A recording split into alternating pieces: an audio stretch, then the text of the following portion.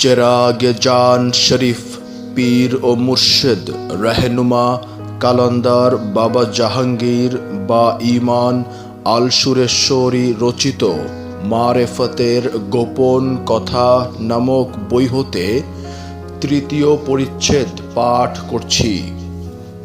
আমি যা বলতে চাই। গবেষণা সত্যকে ন্যাংটা করে দিতে পারে, আবার গবেষণা সত্যকে পিছিয়ে দেবার পোশাক পরিয়ে দিতে পারে কিনা জানি না। তবে গবেষণার কাজটিকে মহানবী এতই উৎসাহিত করেছেন যে ভেবে অবাক হই। গবেষণার আরেকটি নাম জ্ঞান অর্জন করা বোঝায়। গবেষণার আরেকটি নাম যদি ঠুলি পড়া চোখ দুটো খুলে দিতে পারা বোঝায়। গবেষণা যদি একটি চাপিয়ে দেওয়া মিথ্যার খোলস খুলে দিতে পারা বোঝায়, তাহলে সেই গবেষণার আর এক নাম জ্ঞান। নারীর অধিকার চাইবার গবেষণায় যদি প্রাচীর দাঁড় করাতে চান ধর্মের নামে, তাহলে কি ধর্মটি মিথ্যা বলছে? না, যে ধর্মের নামে ফতোয়া মারছে সে মিথ্যা বলছে? মোল্লা দিয়ে মোহাম্মদকে যাচাই যারা করতে চায়, তাদের গবেষণার মাল মশলার ভিত্তিগুলো কি নড়বড়ে না শক্ত, তারও গবেষণা হওয়া উচিত মনে করি। কিভাবে মহানবীর নামে মিথ্যা কথার ঝুড়ি বানানো হয়েছে গবেষণার মাধ্যমেই সুন্দর ধরা পড়ে এবং পড়তে শুরু করেছে। তাই মহানবী জ্ঞান অর্জনের জন্য সেই দিনের দুর্গম বলে পরিচিত চীন দেশে যাবারও উপদেশ দিয়েছেন। সেই জ্ঞানের গবেষণার মাধ্যমে কোনটা মিথ্যা আর কোনটা সত্য সেটারই সামান্য বিষয় তুলে ধরতে চেষ্টা করা হয়েছে এই ছোট্ট বইটিতে। এই গবেষণার কাজটিকে জোর করে থামিয়ে দিয়ে গতানুগতিকতায় চলার নির্দেশ দিতে গেলেই বিবেকের গায়ে পড়ে জমিদারের নির্মম চাবুকের আঘাত। আর তখন নকলের সাথে আসলটাও বন্যার জলের মতো ভেসে যায়।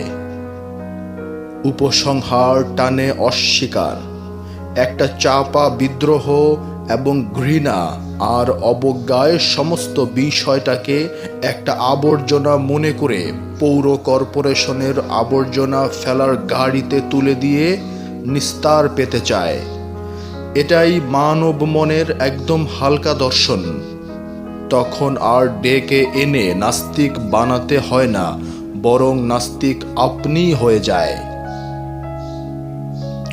সব কিছুই মনে হয় তখন একটি সুপরিকল্পিত ভণ্ডামির নীল নকশা।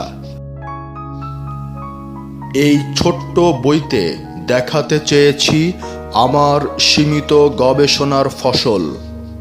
হয়তো কেউ ছুঁড়ে ফেলে দেবে, আবার হয়তো কেউ আদরে মাথায় তুলে নেবে। এই স্বাধীন নির্বাচনের অধিকার যে জাতি দিতে চায় না, সেই জাতি মনের অজান্তে সভ্য জাতির দুয়ারে জ্ঞান ভিক্ষার ভাণ্ড হাতে দাঁড়ায়। উমাইয়াদের আমলে হাদিস সংগ্রহ শুরু হয়। মহানবীর জাত শত্রুদের শাসন আমলে মহানবীর মহাবাণীগুলো আমরা পেয়েছি। এই জাত শত্রুরা মহানবীর বংশধরদের ওপর প্রতিটি মসজিদে জুম্মার নামাজের খুতবা দেবার সময় অভিশাপ আর জঘন্য ভাষায় গালাগালি দেওয়া ছিল নিত্যদিনের মতো একটি সাধারণ ব্যাপার, যা শুনলে আজকের মুসলমানেরা অবাকের উপর অবাক হয়ে ভাবে, আপন মা সালাম পায় না, ডাকের মা পা বাড়ায়। সুতরাং প্রতিটি হাদিস কোরআন এর মানদণ্ডে বিচার করতে হবে। যদি না মেলে তা সঙ্গে সঙ্গে ফেলে দিতে হবে, তা সেই হাদিস যতই নির্ভরযোগ্য বলে দাবি করা হোক না কেন। কারণ কোরআনকে অনুসরণ করবে হাদিস, কিন্তু হাদিসকে কোরআন কখনোই অনুসরণ করতে পারে না। সূর্য আলো দেবে চাঁদকে, কিন্তু চাঁদ কখনোই সূর্যকে আলো দেবে না।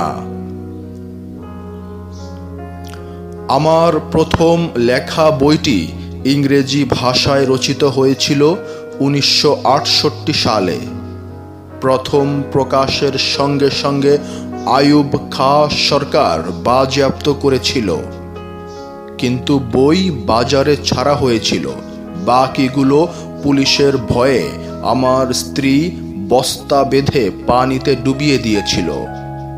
ভাগ্য খারাপ, সেই বইটির একটি কপিও এখন আমার নিয়ন্ত্রণে নেই।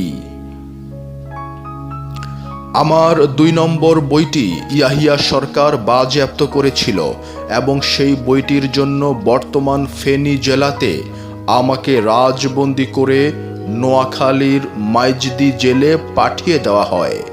বিচারে 1 বছর কারাদণ্ড হয় এবং প্রায় 6 মাস জেল খাটার পর মুক্তি লাভ করি। আমার 3 নম্বর বইটি তথা মারেফতের গোপন কথা প্রথম ছাপা হয় 1977 সালে এবং 10 বছর চালু থাকার পর এরশাদ শাহী সরকার 1987 সালের 25 অক্টোবর বাজেয়াপ্ত করে এবং বিচার করে বেকসুর খালাস রায় প্রদান করা হয়। আমার 4 নম্বর বই এলমে মারেফত তথা মারেফতের বাণী এখনো বেঁচে আছে। এই বইটির হায়াত কতদিন থাকে তা আল্লাহ পাকই জানেন, তবে কিছু কিছু কঠোর সমালোচনা যে হয়নি তা নয়। তবু অসুস্থ হলেও মারা যায়নি। আসলে আমার কপালটাই খারাপ। কলম ধরতে গেলেই অ্যালার্জির ভাইরাস ছড়িয়ে পড়ে, আর সেই সঙ্গে মনে পড়ে বারবার হযরত শাকিল বাদায়ুনির রচিত 2টি লাইন, চুপ রহনা চাহু রহনা सकू, कुछ कहना चाहूं कहना सकू, কিসমত ने हमें मजबूर किया। অর্থাৎ চুপ করে থাকতে চেয়েছিলাম কিন্তু থাকতে পারলাম না, কিছু বলতে চেয়েছিলাম কিন্তু বলতে পারলাম না, কারণ ভাগ্যটাই আমাকে করে দিল একদম অসহায়। বাংলাদেশের ভেতর বেশ কিছু পীর ফকিরদের আস্তানায় যাওয়া আসা করেছি। সবাইকে এক পাল্লায় মাপতে চাইবার ইচ্ছায় নয়, তবে আধুনিক যুগের কিছু কিছু পীর ফকিরের হামসে হাম ভাবখানায় ডুবো ডুবো ভাবখানা দেখতে পেয়েছি, যার দরুন সুফিবাদের প্রচার যতটুকু হওয়া উচিত ছিল তার কিছুই হয়নি বলে মনে হয়।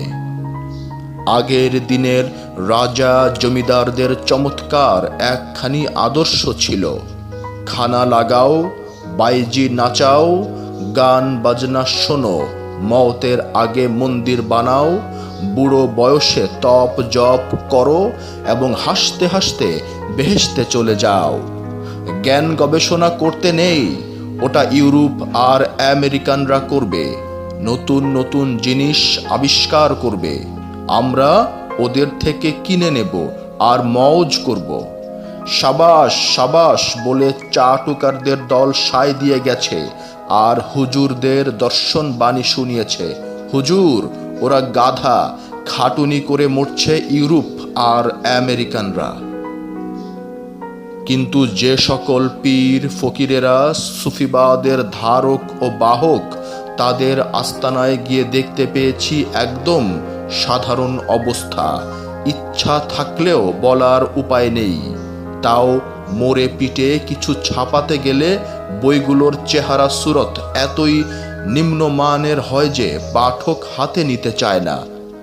যুগটাই চমকের, চমকের কিছু আলো বইটির চেহারায় বিউটি পার্লারের মতো উগ্র ফ্যাশনের বাধাই না থাক, কিছুটা মোম পালিশ যে থাকতেই হয়। যে যুগ রে বাবা, বৈঠকখানায় সাজানো ফুলদানিতে থোকায় থোকায় রং বেরঙের ফুল পাতা, একদম তরতাজা, মানে ফ্রেশ।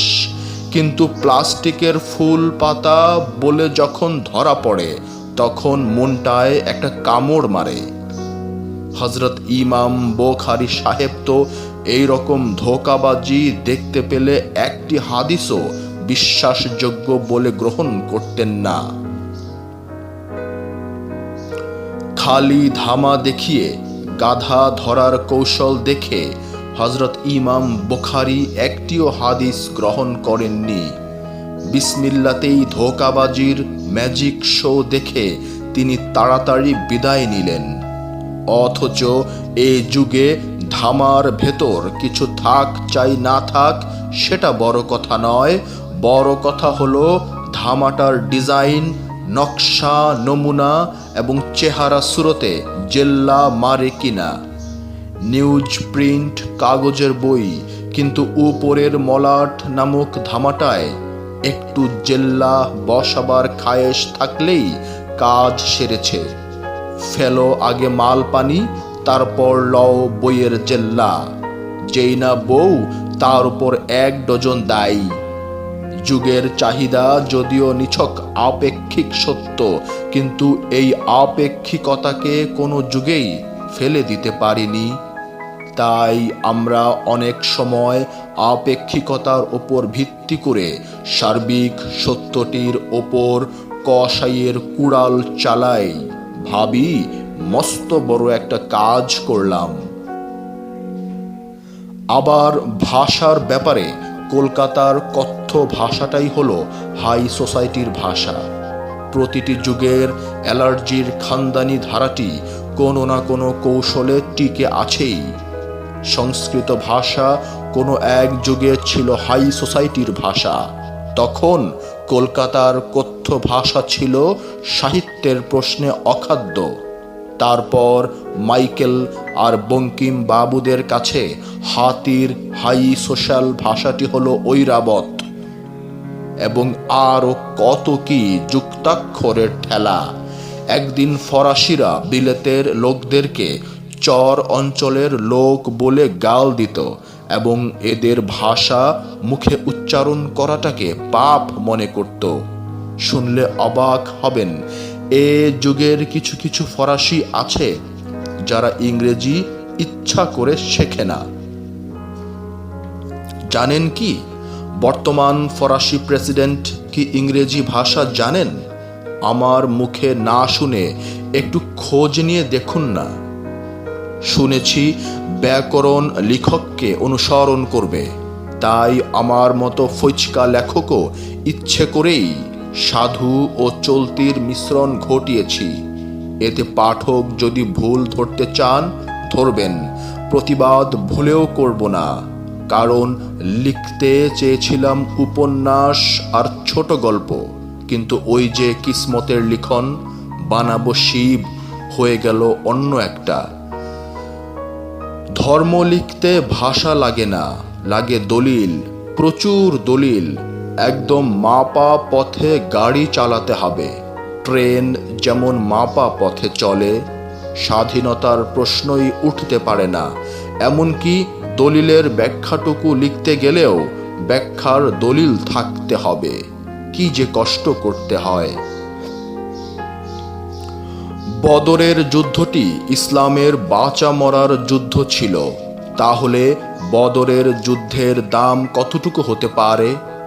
অথচ এই পবিত্র বদরের যুদ্ধটির একটি আমা তথা ডামি দাঁড় করিয়েছে বাংলাদেশের স্বাধীনতা যুদ্ধে কারা? গরুর বাচ্চা অকালে মারা গেলে গরুর দুধ পাবার আশায় মরা বাচ্চার চামড়া দিয়ে তৈরি করা হয় একটি ডামি, যাকে চলতি ভাষায় আমা বলা হয়। সেই আমাটির নাম ছিল আল বদর বাহিনী। কি চমৎকার নাম! সেই আমাটি ব্যবহার করে স্বাধীনতার দুধ সংগ্রহ করতে চেয়েছিল যারা, তারা কি মুসলমান নামের জঘন্য কলঙ্ক? তারা গাধা আর ঘোড়ার মিলনের খচ্চর নামের শঙ্কর ছিল। সেই খচ্চরদের আকাম কুকামের কথা সবারই জানা আছে।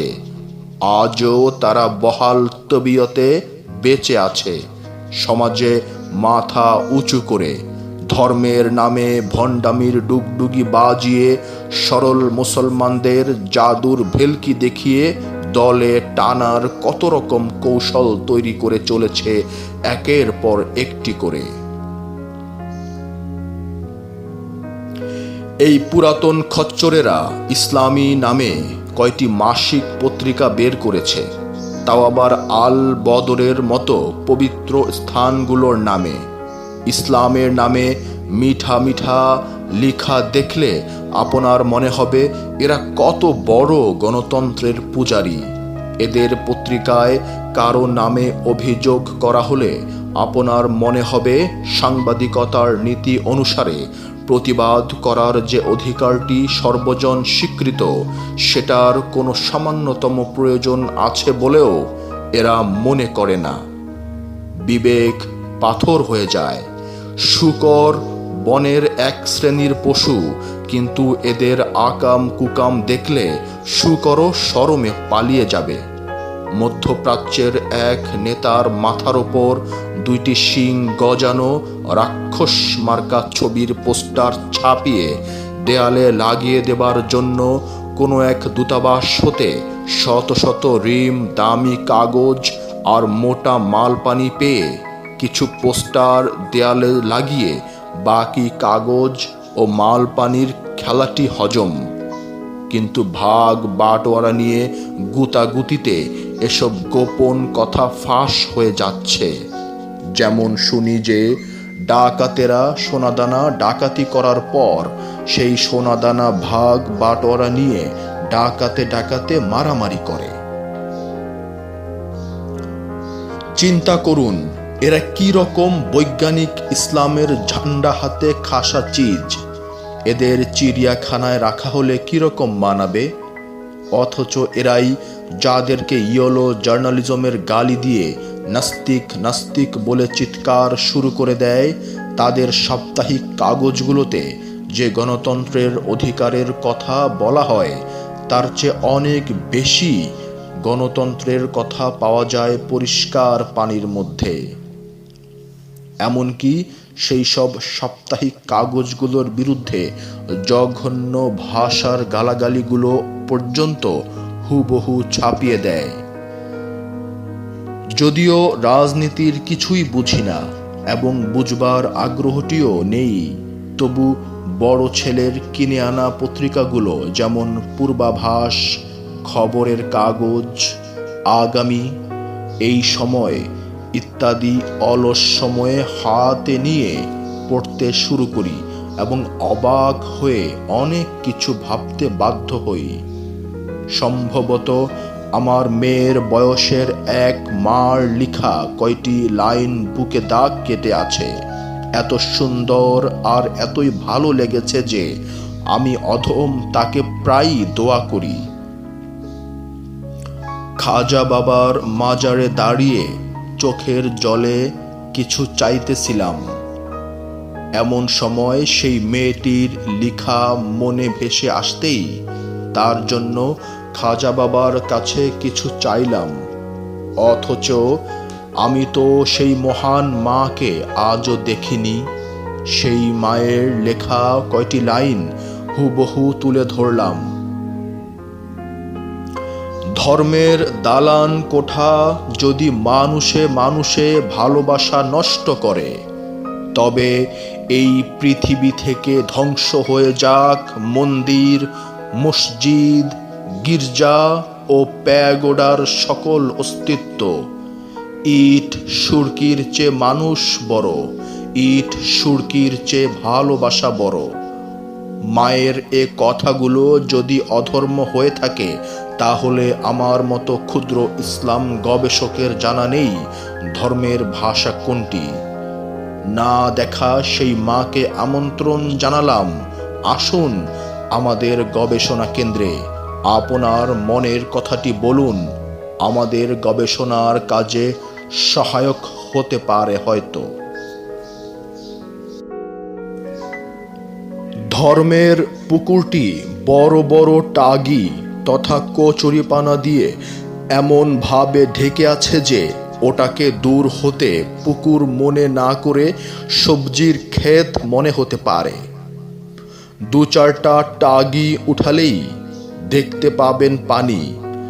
আজ ধর্মের নামে এত টাগি জমে আছে যে পানি আছে বলে মনে সায় দেয় না। আসুন, যদি মনে করেন এই টাগি কিছুটা নিজ হাতে তুলে ফেলে পানি আছে বলে দেখিয়ে দিতে পারেন, তবে সরল মানুষগুলো কিছুটা তো ঠাউর করতে পারবে নিজেদের ভুলগুলো শুধরিয়ে নিতে। যদি মনে করেন অধম লেখকের বইটির বহুল প্রচার হওয়া উচিত, তাহলে সাধ্যমতো আর্থিক সাহায্য করুন। আর যদি মনে করেন না, এটা প্রচার হতে নেই, তাহলে আমাকে অভিশাপ দেবেন বলে আশা রাখি। আপনাদের ছোট ছোট সাহায্যই একত্র করে যদি 1 লক্ষ বই বিনামূল্যে বিতরণ করে দিতে পারি, তবে আশা করি কিছুটা কম্পন শুরু হয়ে যাবে। অথবা আপনি নিজেও ছাপিয়ে বিক্রি অথবা প্রচার করতে পারেন। কারণ আমার লিখিত যে কয়টি বই আছে ও থাকবে, তার সব রকম সত্য তথা কপিরাইট সবাইকে দিয়ে দেবার কথা প্রকাশ্যে আগেই ঘোষণা করা হয়েছে। তাছাড়া অলি আল্লাদের যারা প্রেমিক, কেবলমাত্র তাদের কাছেই আমার অনুরোধ রইল যে পোকায় খাওয়া দাঁত যেমন সাঁড়াশি দিয়ে তুলে ফেলা হয়, সেরকম ভাবে বাতেল ফেরকাগুলো সমাজে যে পোকা খাওয়া দাঁতের মতো যন্ত্রণা তৈরি করছে, সেই দাঁতগুলো তোলার জন্য আপনারা আমাকে আর্থিক সাহায্য করুন। আওলাদের রসুল, শহীদে কারবালা, মাওলা ইমাম হোসাইন তো আসল কারা আর নকল কারা এই ভাগ করে দেখিয়ে দিতে গিয়ে সব কিছু লুটিয়ে দিলেন। আর আমরা তাদেরই ভক্ত বলে কিছুটা সামান্য আর্থিক সাহায্যের জন্য দরাজ দিলে এগিয়ে আসব না? আপনাদের ছোট ছোট দান একত্র করে লক্ষ লক্ষ বই প্রয়োজনে সমাজের জ্ঞানী গুণী হতে শুরু করে সবার মাঝে বিনামূল্যে অথবা নামমাত্র মূল্যে এমনভাবে ঢালাও প্রচার চালাবো যেন বাংলাদেশের প্রায় ঘরে বইগুলো পাঠাতে পারি। আশা করি এতে বাতেল ফেরকাগুলোর বুকে একটা কম্পন শুরু হয়ে যাবে। যদি সাহায্য করাটা আপনাদের বিবেক ফরজ বলে সায় দেয়, তাহলে নিচের ঠিকানায় আর্থিক সাহায্য সহযোগিতা এবং অন্যান্য পরামর্শ দেবেন বলে আবেদন জানিয়ে কিছু কাজের দায়িত্ব চাপিয়ে পাঠকগণের উপর দিতে বাধ্য হলাম। আর সেই সঙ্গে এই সর্বপ্রথম আমার ডাক্তারি পেশার ঠিকানা দিলাম। ডাক্তার বাবা জাহাঙ্গীর বা ইমান আল সুরেশ্বরী, বে ইমান, হোমিও হল, 108 নিউ এলিফ্যান্ট রোড, 2য় তলা, বাটা সিগন্যাল সংলগ্ন, ঢাকা, বাংলাদেশ।